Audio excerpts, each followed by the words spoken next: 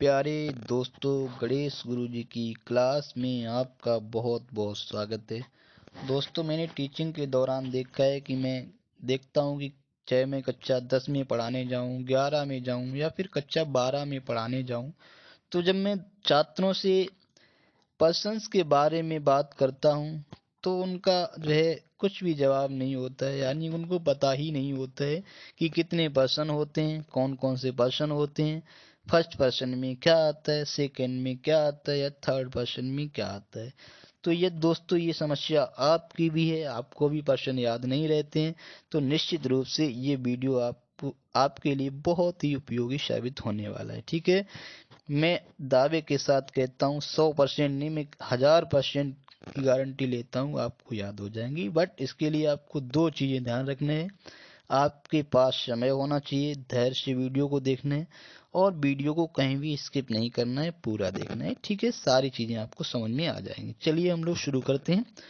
तो प्रश्न आप कैसे याद रखेंगे, इसके लिए मैं आपको एक कहानी सुना रहा हूँ। ठीक है, दो दोस्त थे। तो क्या था, रिजल्ट आया। तो पहले दोस्त ने दूसरे दोस्त से पूछा, क्या हुआ भाई, रिजल्ट आया है? तो उसने कहा, मैं फर्स्ट आया हूँ। उसने कि मैं फर्स्ट हूँ? मैं कौन फर्स्ट है? हम ही फर्स्ट हैं। हम फर्स्ट हैं? मैं फर्स्ट हूँ या हम फर्स्ट हैं? तो आई का मैं का मतलब आई हो गया, हम का मतलब हो गया बी। तो हमारे आई और बी जाएंगे किस कैटेगरी में? आई और बी फर्स्ट है। कौन फर्स्ट है? नहीं, मैं फर्स्ट हूँ या हम फर्स्ट हैं? तो यानी कि दोनों का मतलब हो गया फर्स्ट पर्सन। ठीक है, उन्होंने तुम सेकेंड हो, तुम या आप सेकेंड हैं। यानी कि मैं फर्स्ट हूँ यानी हम फर्स्ट हैं, आप सेकेंड हैं, तो आपका मतलब यू हमारा हो गया सेकेंड पर्सन में। ठीक है, उन्हीं बाद बाकी सब थर्ड हैं। तो यानी कि थर्ड पर्सन में आप देख रहे हैं ही आ रहा है, हमारा सी आ रहा है, दे आ रहा है। और भी थर्ड पर्सन में होते हैं, द बॉय हो गया, टीचर हो गया, द गर्ल हो गई। तो ये सारी चीजें आपको देखने को मिलेंगी थर्ड पर्सन में। ठीक है, चलिए इनके बारे में हम लोग फुल जानकारी करते हैं। चलिए दोस्तों, हमें यहाँ पे एक चीज और जान लेनी चाहिए, आखिर हमें पर्सन्स के बारे में जानकारी क्यों होनी चाहिए। ठीक है, तो हम बात कर रहे हैं, जब हम लोग डायरेक्ट से इनडायरेक्ट पढ़ते हैं तो वहाँ पे हम जिक्र किया जाता है first person, second person, third person. यानी कि अगर हमें पर्सन्स की जानकारी नहीं है तो डायरेक्ट इनडायरेक्ट हमारे लिए बिल्कुल ही मुश्किल है, हमें बिल्कुल भी समझ में नहीं आएंगे। ठीक है, तो अगर आप कंप्यूटर हैं या आप किसी भी क्लास के हैं तो आई थिंक इस वीडियो को देखने के बाद आपका कोई डाउट नहीं रहेगा, तो सारी चीजें हम लोग सीखेंगे। चलिए ठीक है, तो हम लोग आई वी की बात करते हैं। तो सबसे पहले देखते हैं subjective case, objective case, possessive case और सेल्फ फॉर्म। ठीक है, तो सब्जेक्टिव केस आपका देख रहे हैं आई है, और आई का ऑब्जेक्ट होता है मी। ठीक है, और पजेसिव केस में आपका माई और माइन आता है। सेल्फ फॉर्म की अगर बात करें तो माई सेल्फ आता है। ठीक है, अब हम जानेंगे थोड़ा आई के बारे में कुछ स्पेशल फैक्ट। ठीक, तो आई हमारा है सिंगुलर। ठीक है, तो आई को हमारा सिंगुलर माना जाता है। लेकिन आई के बारे में हम आपको दो चीजें और अच्छी बताने जा रहा हूँ। ठीक है, देखिए आपने सुना होगा आई बॉज, बॉज वर्ग के बारे में आपको पता होगा कि बॉज हमारा सिंगुलर है और बर हमारा प्लूरल है। ठीक है, तो आपने देखा जनरली क्या होता है, आई बॉज आपने देखा होगा, तो आई के साथ बॉज आप समझ रहे हैं ये हमारा है सिंगुलर, यानी कि सिंगुलर वर्ब है। तो आई के साथ यहाँ पे आप सिंगुलर वर्ब देखते हैं। ठीक है, और आई के साथ आप देख रहे हैं, अगर हम लोग प्रेजेंट में बात करें तो आप देखते आई डू नॉट या I have done my work. तो यहाँ पे आप देख रहे हैं आई के साथ आपका हैव भी आपको देखने को मिलता है। ठीक है, तो यहाँ आप देख रहे हैं ये फैक्ट निकल के आया कि आई हमारा सिंगुलर है, बट ये पास्ट टेंस में क्या करता है, सिंगुलर वर्ब लेता है। लेकिन प्रेजेंट टेंस की अगर बात की जाए तो ये प्लूरल वर्ब लेता है। ये आई को विशेष दर्जा प्राप्त है। ठीक है, तो आई के बारे में आपने इतना जाना। अब हम लोग जानेंगे बी के बारे में। तो देखते हैं बी, पहला फैक्ट आप ये जानेंगे कि बी हमारा है प्लूरल। ठीक है, तो बी हमारा प्लूरल है, इसका ऑब्जेक्टिव केस क्या है, अस होता है। और आप देख रहे हैं पजेसिव में आपका अवर होता है, अवर्स होता है। सेल्फ फॉर्म की बात करें तो अवर सेल्फ्स होता है। ठीक है, ऊपर हम देख रहे हैं यहाँ पे सेल्फ लगा था, माई सेल्फ, तो ये हमारा सिंगुलर था। ठीक है, यहाँ हम लोग देख रहे हैं सेल्फ्स लगा हुआ है, यानी कि ये हमारा है प्लूरल। ठीक है, यानी कि सेल्फ है तो सिंगुलर है, अगर VES लगा है तो इसका मतलब ये हमारा प्लूरल है। ठीक है, तो ये आपको पता ही होगा, जब किसी शब्द में क्या होता है F लगा हो लास्ट में या FE लगा हो, तो इसको प्लूरल बनाते समय इनको हटा देते हैं और BES लास्ट में ऐड कर देते हैं। तो आप ये चीज भी समझ गए होंगे सेल्फ क्यों है और शेल्फ्स क्यों है। ठीक है, तो दोस्तों हम आपको एक एक चीज क्लियर यहाँ पे करेंगे। ठीक है, बट केवल आपको धैर्य रखना है, केवल और केवल धैर्य रखना है, पूरे वीडियो वॉच करना है, सारी चीजें आपकी क्लियर हो जाएंगी। तो चलिए हम लोग अब बात करते हैं थोड़ा इनके बारे में। तो अब जैसे हम लोग ट्रांसलेशन पढ़ते हैं, तो ट्रांसलेशन हम लोग दो तरह से पढ़ते हैं। एक तो पढ़ते हैं हिंदी से अंग्रेजी में, और उसके बाद में जैसे लेसन पढ़ना है तो हम लोग क्या करते हैं, हमको अंग्रेजी से हिंदी में भी समझना होता है। ठीक है, तो हम लोग यहीं से शुरुआत करते हैं। तो आई का मतलब क्या होता है, मैं या मैंने, या कहीं पे मैं या मैंने आ रहा है तो हम लोग आई का प्रयोग करते हैं। ठीक है, और मी का मतलब होता है मुझे या मुझको, यानी कि मुझे या मुझको आ रहा है तो हम लोग मी का प्रयोग करते हैं। ठीक है, और यहाँ पे देख रहे हैं मेरा, मेरी, मेरे, तो हम लोग किसका प्रयोग करते हैं, माई और माइन, जैसी हमारी सिचुएशन होगी उसके अकॉर्डिंग। ठीक है, और जैसे किसी सेंटेंस का अगर सब्जेक्ट हमारा आई है, तो यहाँ अगर खुद आ रहा है या स्वयं आ रहा है, जैसे मैं अपना कार्य स्वयं करता हूँ, मैं अपना कार्य खुद करता हूँ, तो वहाँ पे खुद या स्वयं की अंग्रेजी आप माई सेल्फ लगाएंगे। ठीक है, उसी तरह से हम लोग देख रहे हैं वी का मतलब हम या हमने, और यहाँ पे आप देख रहे हैं अस का मतलब हमको या हमें हो जाएगा। अवर या अवश का मतलब हमारा, हमारी, हमारे और हमारी। अगर यहाँ पे देख रहे हैं किसी सेंटेंस का सब्जेक्ट जो है अगर वी बन रहा है, ठीक है, और वहाँ पे सेंटेंस में स्वयं या खुद आ रहा है, ठीक है, तो हम लोग क्या करेंगे, वहां भी हम लोग माई सेल्फ की तरह हम लोग क्या लगाएंगे, अवर सेल्फ लगाएंगे। ठीक है, और थोड़ी हम यहाँ पे एक चीज और आपको बता दें, जैसे आप देख रहे हैं यहाँ पे मुझे एक अंग्रेजी में मैंने क्या लिखा है, मी लिखी हुई है, लेकिन आपको हम ऐसे सेंटेंस भी दिखाएंगे जिसमें मुझे की अंग्रेजी मी नहीं होती। जैसे उन्हें कहा जाता है कि मुझे कठिन मेहनत करनी चाहिए, तो वहां आप देख रहे हैं हम लोग क्या लिखते हैं, I should work hard, I should work hard. तो आप इतना चीज देख रहे हैं, तो यहाँ आप देख रहे हैं मुझे था, लेकिन हमने क्या लगाया, आई लगाया, तो आप समझ रहे हैं। उसी तरह से हमें कठिन मेहनत करनी चाहिए, तो यहाँ पे आपका हमें लगा है। आप देख रहे हैं कि ये हमारा किस में लगा है, ऑब्जेक्टिव केस में, लेकिन हमने बताया है कि समय सिचुएशन के हिसाब से हमको प्रयोग करना होता है।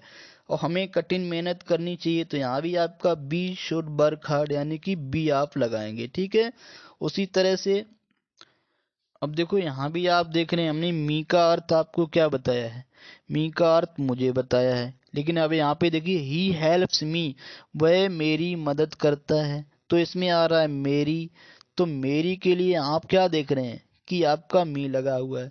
तो आपको मैं थोड़ा आइडिया दे रहा हूँ, लेकिन आप देख रहे हैं इनका अर्थ समय सिचुएशन के हिसाब से ही प्रयोग होता है। ठीक है, तो अब हम लोग आगे बढ़ते हैं, और एक चीज यहाँ हम और बता दें, पजेसिव केस में क्या होता है, जो आपका अपना, अपनी, अपने की भी अंग्रेजी आपकी पजेसिव केस से ही लिखी जाती है। यानी अगर मैं अपना कार्य कर रहा हूँ, I am doing my work, तो अपना की अंग्रेजी क्या हो जाती है, माई हो जाती है। यानी हम अपना कार्य कर रहे हैं तो we are doing our work, तो अपना की अंग्रेजी क्या हो जाएगी, अवर हो जाएगी। यानी अपना की अंग्रेजी आप देख रहे हैं कि सब्जेक्ट के अनुसार होती है। आई सब्जेक्ट है तो अपना की अंग्रेजी माई हो जाएगी, बी सब्जेक्ट है तो अपना की अंग्रेजी अवर हो जाएगी, यू सब्जेक्ट है तो अपना की अंग्रेजी योर हो जाएगी। तो ये बात भी आप समझ रहे हैं। दोस्तों मैं एक एक फैक्ट को क्लियर कर रहा हूँ, अगर आप धैर्य से देखेंगे तो आई थिंक आपको किसी दूसरे वीडियो को देखने की आवश्यकता नहीं पड़ेगी। ठीक है, अब हम लोग जानते हैं सेकंड पर्सन के बारे में।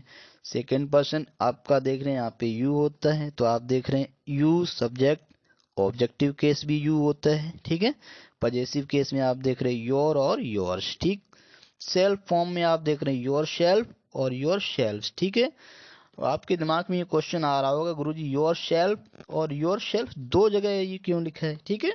तो चलिए हम लोग जानते हैं यू के बारे में विशेष फैक्ट। तो यू हमारा क्या होता है, आपका सिंगुलर भी होता है और प्लूरल भी होता है, यानी कि यू अपने आप में सिंगुलर और प्लूरल दोनों है। बट यू जो है अपने साथ हमेशा प्लूरल वर्ब लेता है, यानी कि आपका ये लेता है पीवी, प्लूरल वर्ब। ये आपकी खास बात है, ठीक है।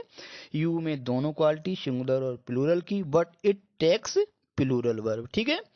और यहाँ पे आप देख रहे हैं सेल्फ्स, तो यहाँ पे इसी तरह से आपका ये आपका सिंगुलर के लिए है और ये आप देख रहे हैं प्लूरल के लिए है। इस चीज से यहाँ भी क्लियर हो रहा है आपका।